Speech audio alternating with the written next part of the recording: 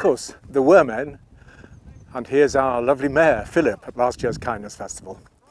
But I couldn't help noticing that at many of the Kindness Festival events, women outnumbered men quite substantially. And I'm curious about this. Is it that women are more comfortable with the idea of kindness, or is it that question of language, that men just understand and express kindness in a different way? So I decided to ask some of my men friends about this. So I present to you a totally unrepresentative selection of older white men talking about kindness.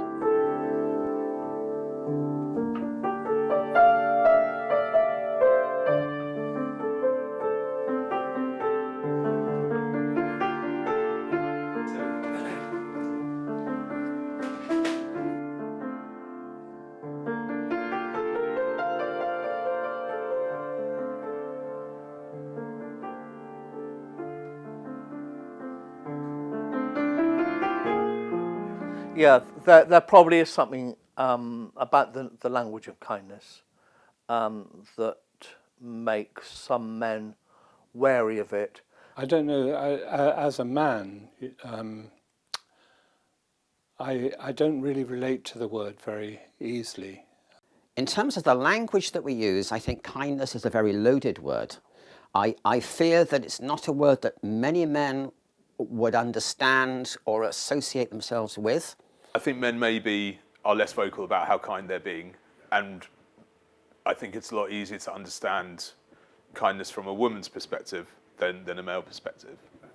I do believe it's fairly clear that women are socialised much more to be kind and more caring.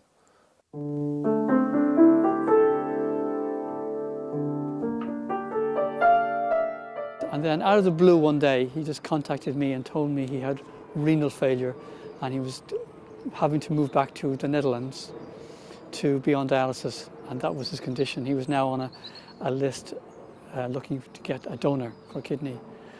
At the time, very around that same time, I heard two extraordinary testimonials of people who'd given kidneys to people. Two remarkable stories. I don't know whether I should go into them because they are two extraordinary stories. And I realised this is something that somebody can do if you're, compatible, well. And I thought about it and I thought, well, there's nothing stopping me doing it. And he's someone I liked and cared about. And so I offered him to be a donor. And I offered my kidneys to him. That was in 2006. And so we went through the formality of all the tests and here in the UK, and then I went to the Netherlands. And the kidney transfer happened in July in 2007 in the Netherlands. And it was a success. We were a match in success, and he made a remarkable recovery. And I had a remarkable experience out of it, making donation. One I could never have really evaluated or thought about. Something deeper inside really touched me. A lot of what I see in terms of kindness by men is in actions and in expressions, and a lot of the more non-verbal communication that we give out to others. Generosity, care, respect. There's lots of other words that I think possibly men would use more commonly than kindness. If you ask me certain things, like, do I try to help other people when they need it, I could say yes. But if you ask me, am I kind, then I would say no. I've got your back, or you can count on me, or I'll be there for you. And it's that kind of like that I'm picturing it with like a slap on the back. Male kindness is expressed in a very kind of physical, practical way. It might not be in terms of gifts or gestures, but in terms of coming to do a job with you or coming to help you with something. I think I experienced that from men as a way of expressing kindness. It's basically a sentiment. So people look at the donkeys in their sanctuary and say, but other people who actually might not be so kind-hearted are shoveling up the shit. So I think it's in some cases it's about moving people from a sentiment into action.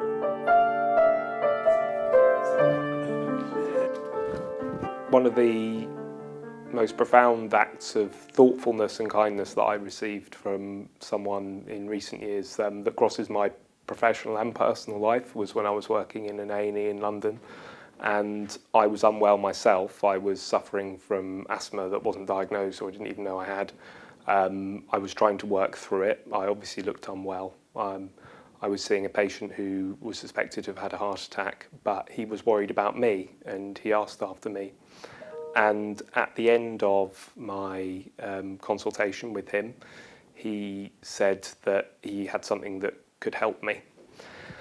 At the end of that shift, I ended up going home unwell. I was hospitalised for a few days shortly after that, and I didn't return to work for some time. But when I did finally go back to work, one of the first things that greeted me was a small box of other little boxes, and inside that was some special teas that he thought might help my chest, and a note of his concern for me and also wishing me better and saying that these are things that helped with him. One of the boxes was a medication box of some quite strong medication. I was worried that he'd given me over his medications, but it turned out there was just more tea in there that he'd put in that he thought might help as well.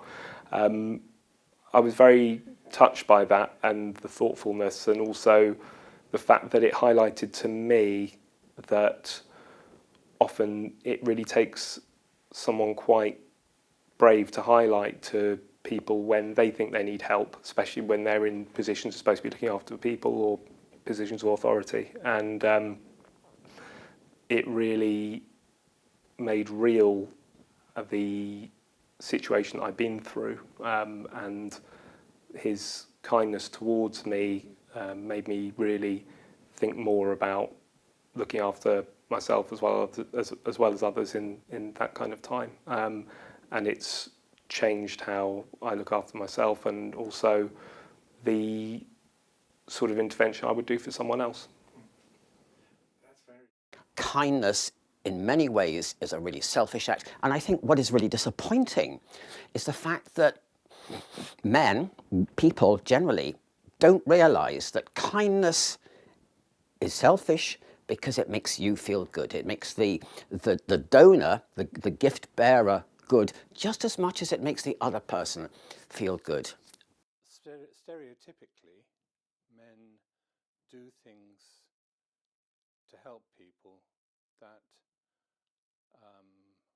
also emphasize their strength and their cleverness and so in some way being kind as a man is bound up in some way with self-image. When I do something kind for someone else, providing that's from a really authentic place, then I mean, of course, that gives me a sense of purpose, and it gives me a sense of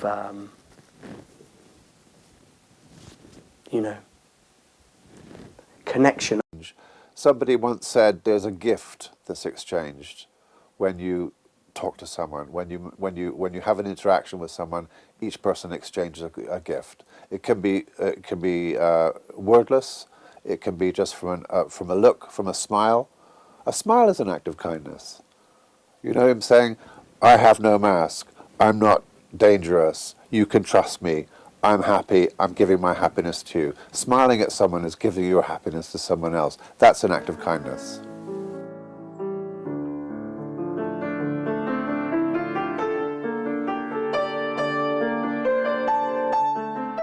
Rosie's parents were not married, and they had no money, and Rosie was very keen to learn the piano. and I gave her some piano lessons.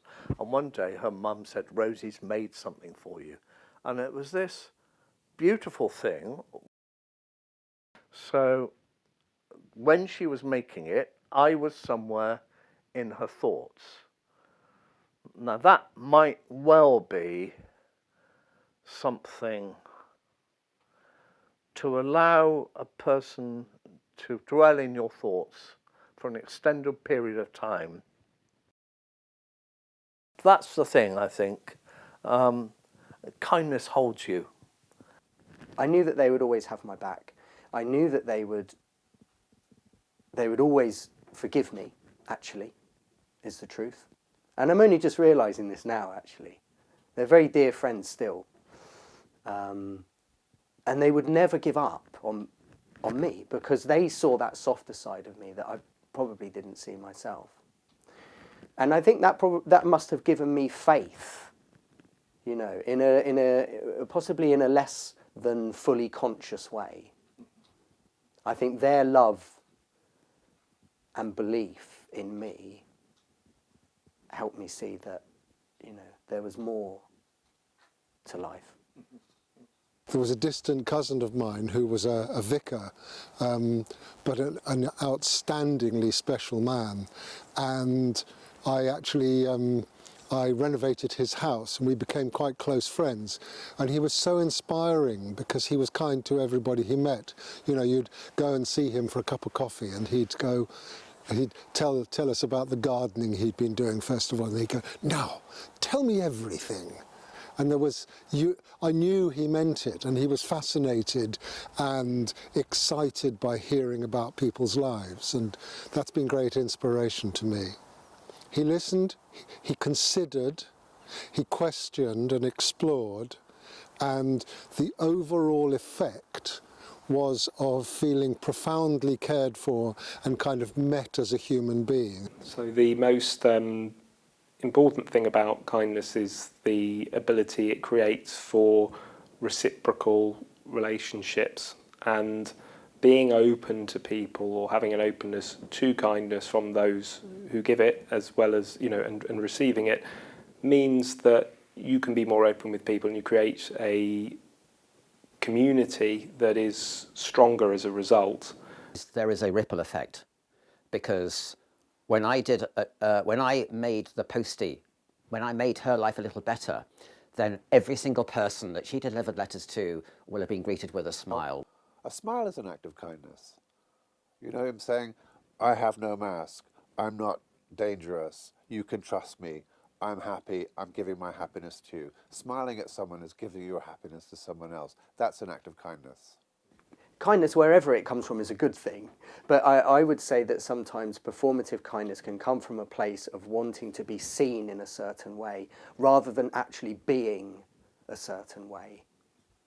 I think a first step towards kindness is to imagine what it's like to be in another person's shoes, and not to imagine what the person would like if they were me, but what I would like if I was them.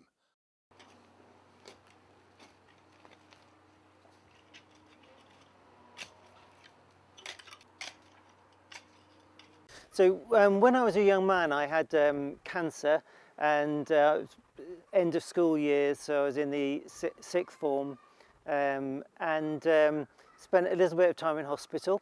And I was really struck by one of my friends who came to visit me when I was there. Well, in one way it wasn't unusual, but her father had died from cancer in the same hospital just a few months before.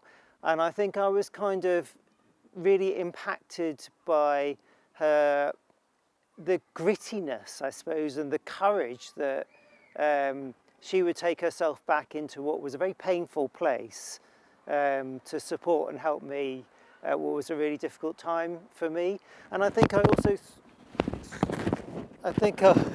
should we do that again? Just the last bit, we can edit it. Okay. Great.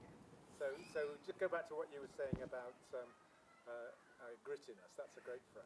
Yeah. Yeah, I think I was impacted by the I was impacted by the grittiness of that and her courage to take herself back into a place that had deeply painful associations for her. The effect of that was that I wanted to try and work out what her motivation was, why she would do that, and I think digging into that a little, it came from kind of a personal belief space, I think, from her, an expression of, for her, what would have been, she would have called faith, an expression of faith. And that impacted me to do my own exploring, I think. And also to change some aspects of myself and my character and how I was. I think until that point, I was typical of many teenagers and quite self-absorbed. And I think seeing her do that made me think that perhaps I could live life in a slightly different way, and in a way that was more about helping other people rather than fulfilling myself and my own ambitions.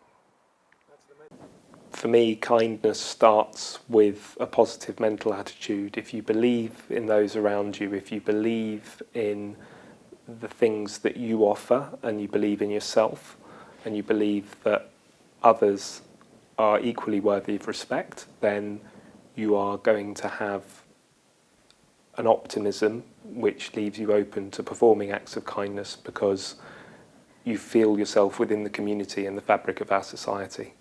What is a human quality very easily becomes commodified. Yeah. And even you can imagine, do you remember in the old days, Je sans frontières? You could imagine kindness competitions between different towns. Overwhelming people with kindness, watching the kindometer. If the Crown were to be known as a kind pub, for us that would look like the things that we do for the community really make a difference to the community, whether that is donating money to charity on a regular basis, or even having people come in here and just have a community to be able to sit down. You know, you might be on your own, sit down, talk to the bartender, talk to the team, talk to other regulars, and just have somewhere that you can feel safe, accommodated, and safe enough to be able to say that you're not feeling okay. Inside of us, there is something soft and sweet and beneficial, strong and wise. Men have got huge capacity, and there's so many. I know so many great men who would reach out and do things. And I get goosebumps feeling, like and this really hits me in all the good places, but. How can I make Frome, and therefore my world, a better place? And it's through being authentic, and it's through being vulnerable, and it's about being honest about my story.